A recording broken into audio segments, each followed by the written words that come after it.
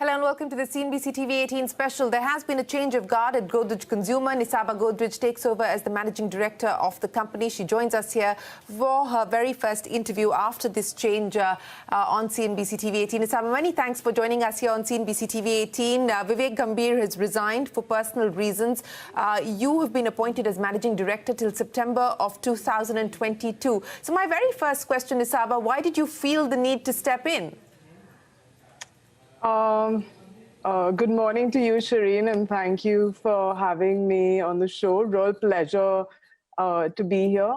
And I think the reason to step in is that, really, especially at a time like this, leadership, commitment, and accountability don't come from a title, but from the person.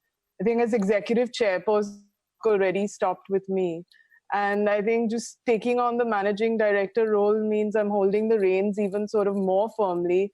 And I'm telling my people, I've got this, I'm in it with you. And, we're going to emerge stronger from this. And there is no playbook or manual to what we are facing. But I know this company really, really well. I love it very passionately. And, I want to make sure we grow, unleash our full potential, but also live our values fully. And I really want to be remembered well, the company to be remembered well for what we did at this time, because, it is a test of everyone's sort of resiliency at this time. Okay, so this is not in that sense then an interim move on the part of the company or on your part. You're here till 2022 and perhaps even beyond that. I think we'll see. We'll see about that. If I perform, I'll be here. If I don't, I'll go. So I think it depends. It depends on that. But yeah, I'm fully in.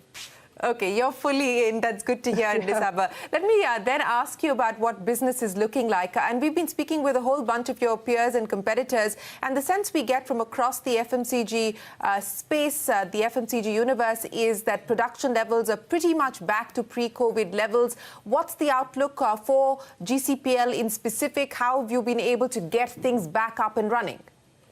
So I think specifically in India, we're up to sort of 90% production levels. And the way we've sort of looked at it is, really do what matters, go where the demand is and sort of get it done.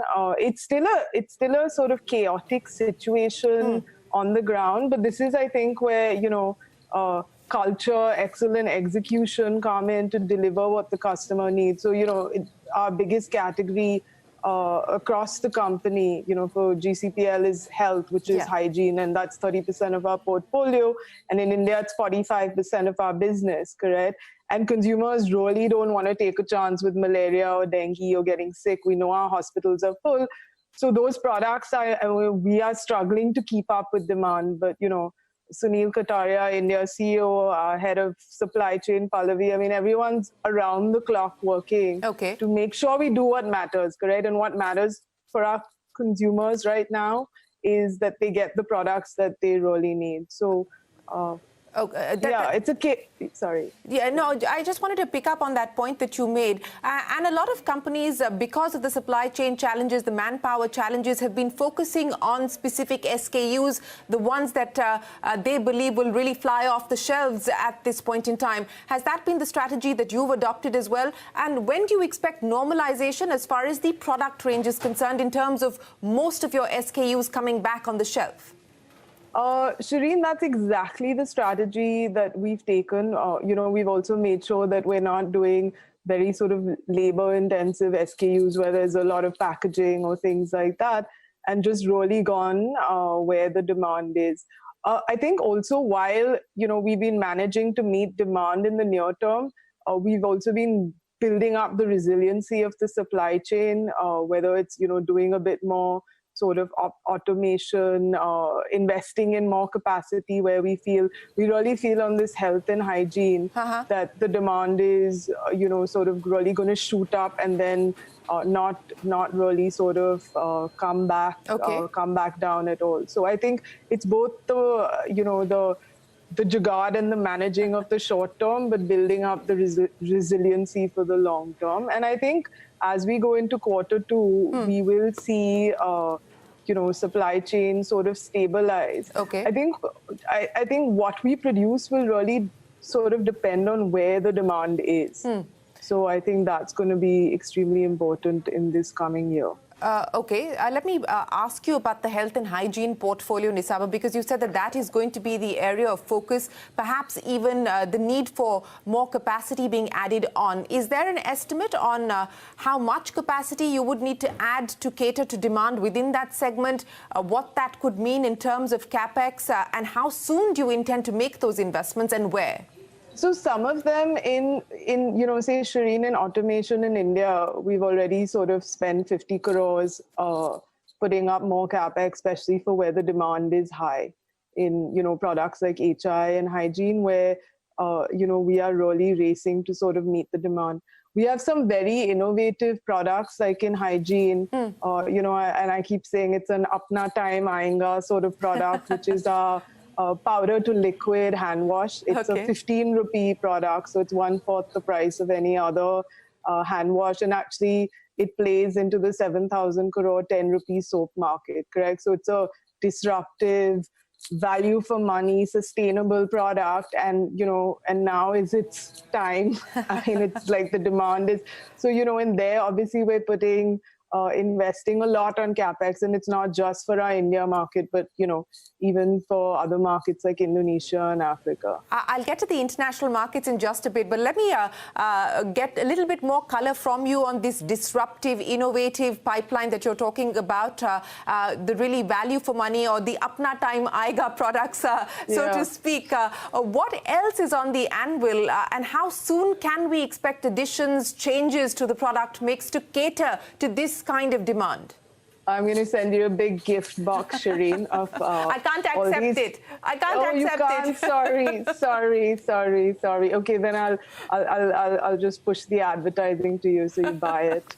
I think the one thing that we're obviously seeing, and I'm sure a lot of other companies are seeing, is this whole hygiene space really blow up. Whether it's what is my personal hygiene, and then what is hygiene across. So I think there, we have some strong brands. We have a lot of product advantages. I talked about Mr. Magic, but we've done 40 new products, from masks to spray sanitizers to spray air surface and spray sanitizers to wipes, and these are all actually coming into the market in June.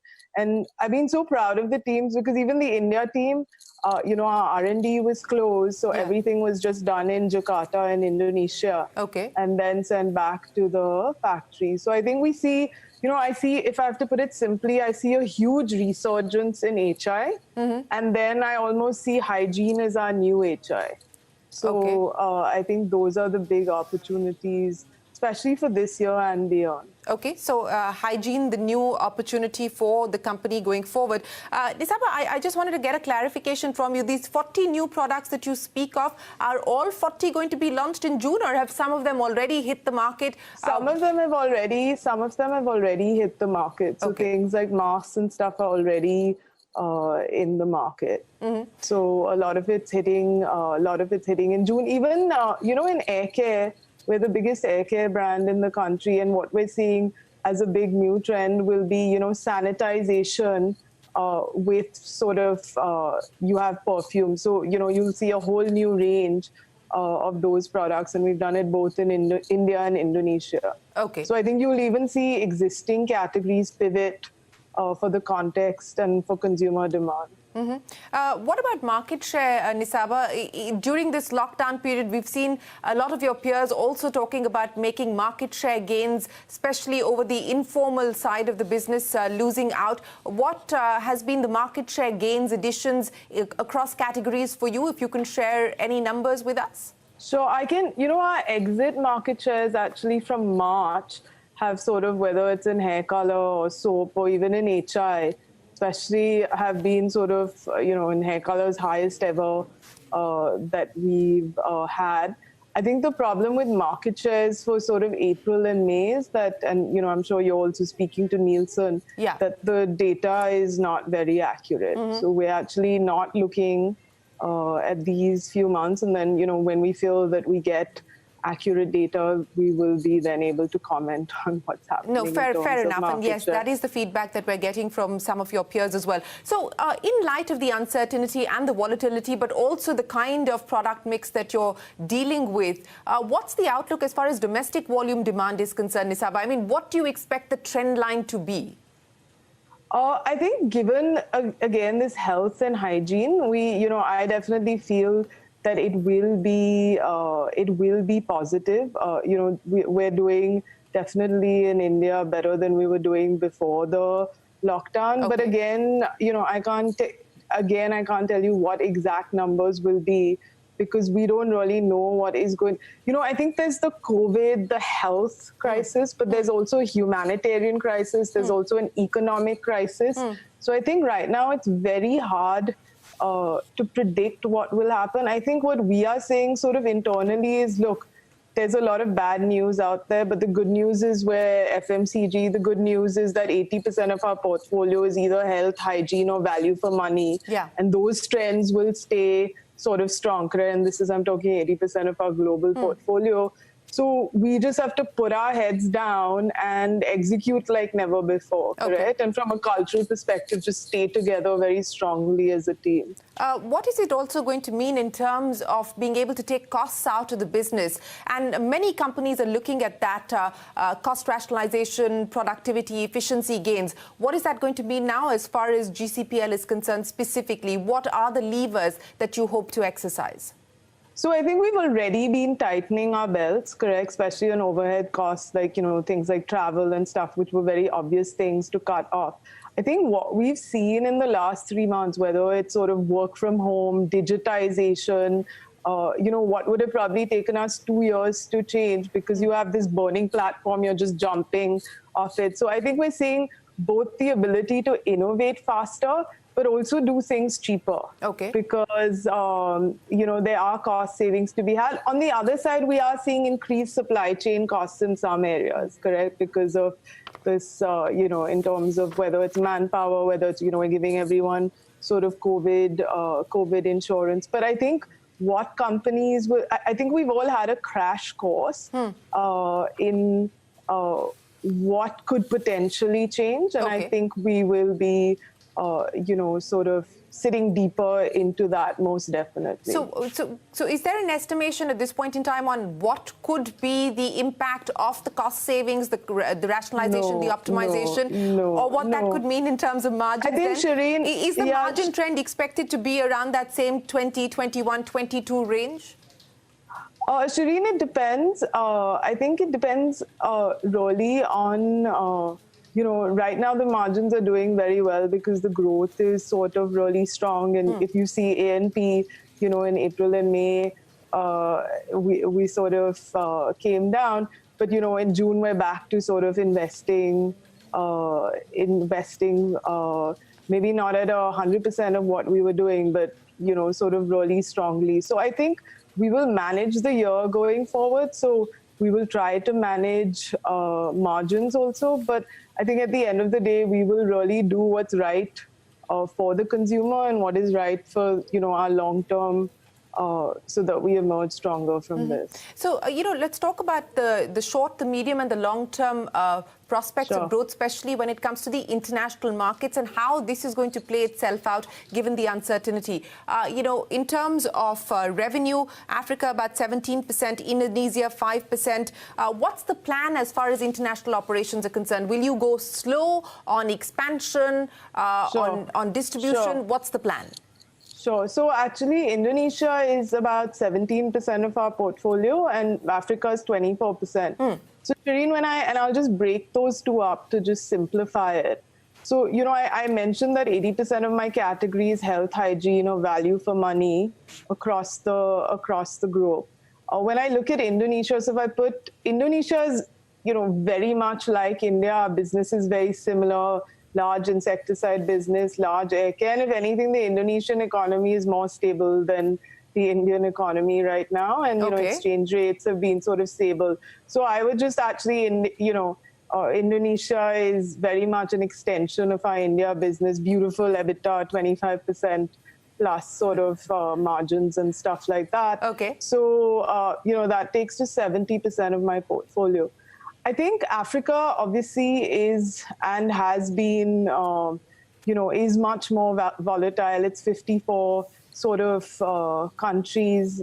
But I think we see, and if I have to look at our Africa performance, it's not been good, correct? So I would definitely sort of own that up. Okay. But the population size, the young, they want to consume, they need these values, they need the Mr. Magics of the world. We know most sort of malaria,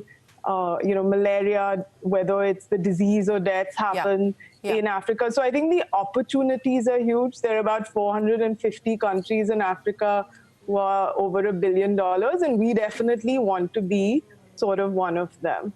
And, and I think we're taking a lot of those corrective steps for that business. So, even like we have 2 African women on our board. We've just hired Dharnesh Gordon, who's a South African, who's been the CEO of Nestle in Nigeria. So, we have a lot of sort of African talent also to help us sort of ignite our dreams there. Okay, so it's interesting. No pulling back from the international business or the international markets. Indonesia, a lot more stable than India, at least at this point in time. And in Africa, you are on the path of course correction. Nisaba, I'm going to take a very quick break, but we will continue our conversation here with you.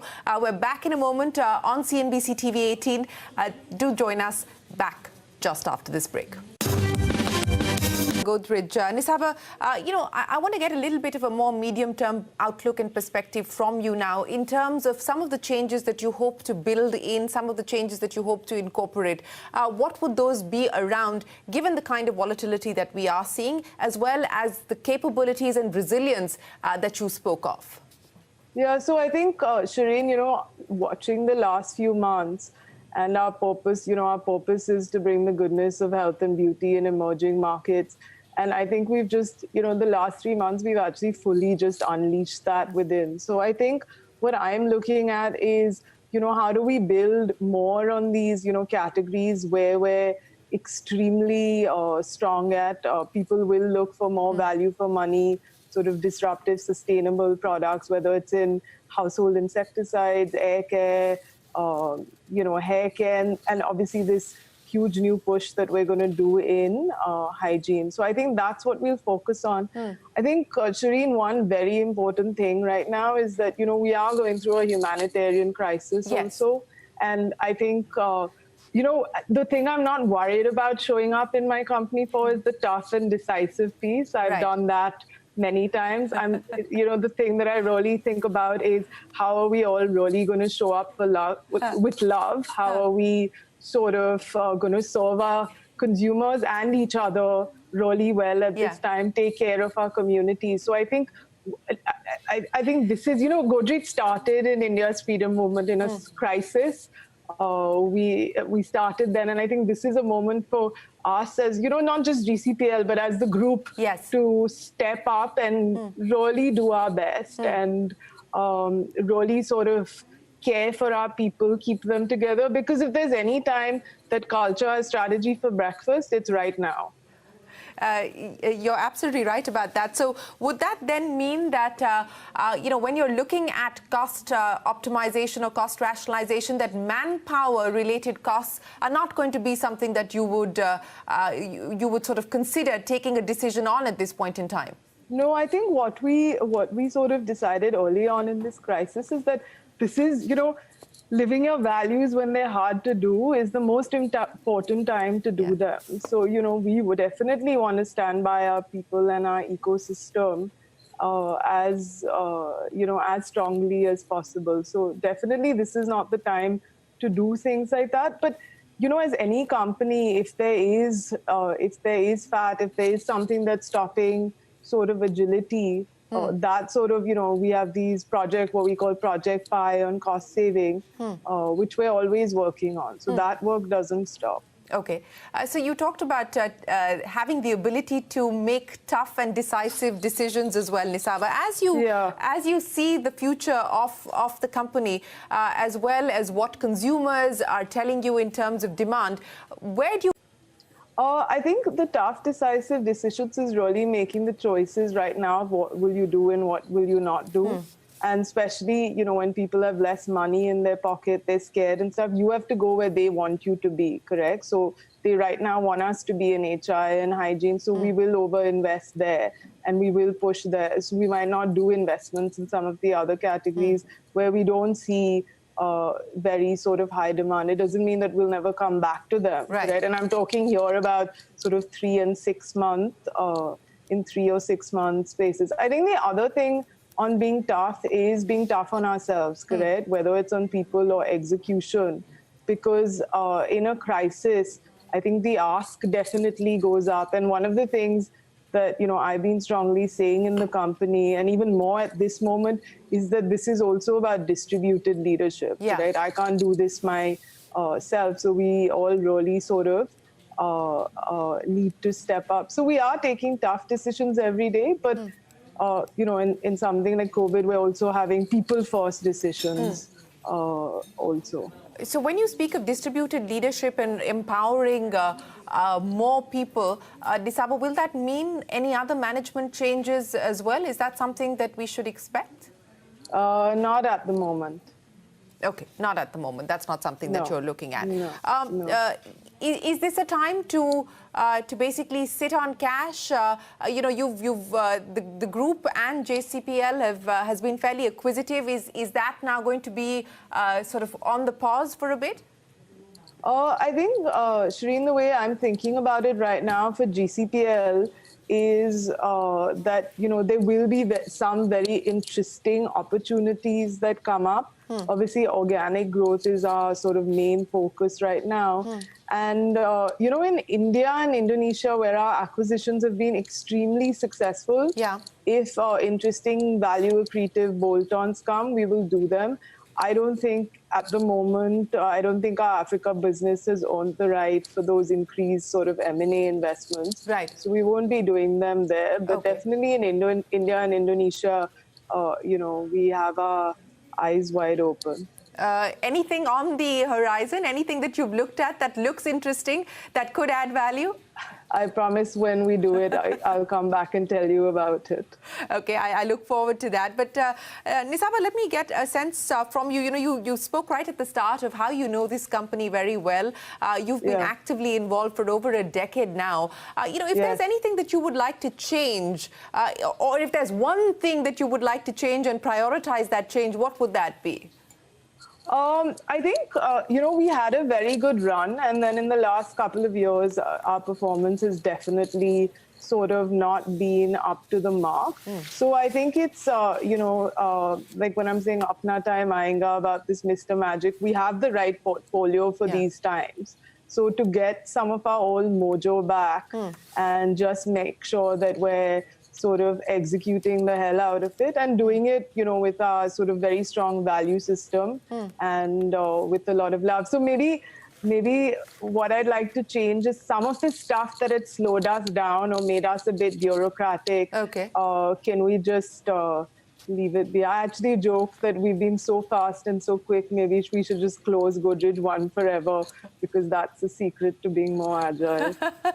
That's our head office. That's our head office, by the way. So in terms of being able to get your mojo back, you know, what are the top sort of issues on the agenda that you're hoping to fix in order for you to be able to do that? I think the biggest issue that, you know, that was sort of plaguing us was growth, correct? And that's the thing that we need to sort of fix the most, correct? We're a consumer products company. You know, we have a strong and deep P&L, a strong balance sheet. We were just not growing fast enough, correct? So that is really really the thing to focus on the most. So have you set a target internally of where you believe growth should be?